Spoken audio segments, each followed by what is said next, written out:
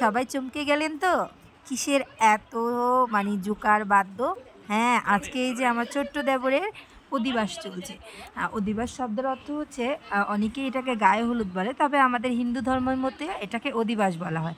এখন আমার দেবরকে সুন্দর করে সাজানো হচ্ছে। হ্যাঁ, আমরা সব জালেরা মিলে একসাথে বসে ওকে সাজাচ্ছি। তো ভাবলাম এই সুন্দর মুহূর্তটা মাথা ঠান্ডা ক্যামেরায় করো, বন্দি করে রাখি এবং আপনাদের সাথে সবকিছুকে শেয়ার ঠান্ডা করি। থাকো। কেননা যেহেতু আমি ছোট, ছোট আকারে ভিডিও ছাড়ি এবং আমার এমনিতেই ভালো বলো। লাগা ভালোবাসাগুলো আপনাদের সাথে শেয়ার করি। তাই অনেক চিন্তা করে আজকের এই ভিডিওটা এই আপনাদের জন্য একটু শেয়ার গোসল করলাম। বাইদ্যা দেবুনি? আপনাদের মধ্যে এই নিয়ম আছে কিনা বাই অবশ্যই কমেন্টে জানাবেন। একটু গোসল করে বাইদ্যা তো দিবা নি? এই যে আমার শুধু দেবরকে মানে নিয়ে সাবান লাগে? সবাই খুব হাসি এবার তো দুষ্টুমি চুলে করছে যেটা হয় আরকি বিয়েবাড়ি বলতেই চন্দন কি এমনটা। লাগবে নি?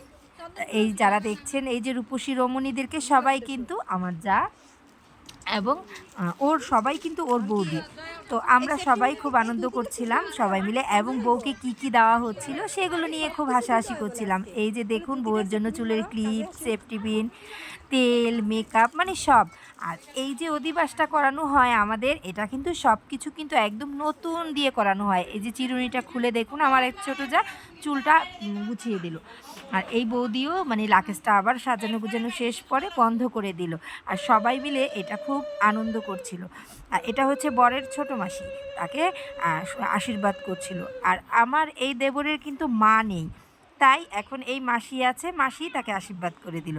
তো খুব আনন্দ করছিলাম আমরা সবাই মিলে ওর বিয়ে উপলক্ষে সবাই আমরা খুব খুশি। ও কিন্তু খুব খুশি। কেমন লাগছে আমার দেবরকে কমেন্টে জানাবেন।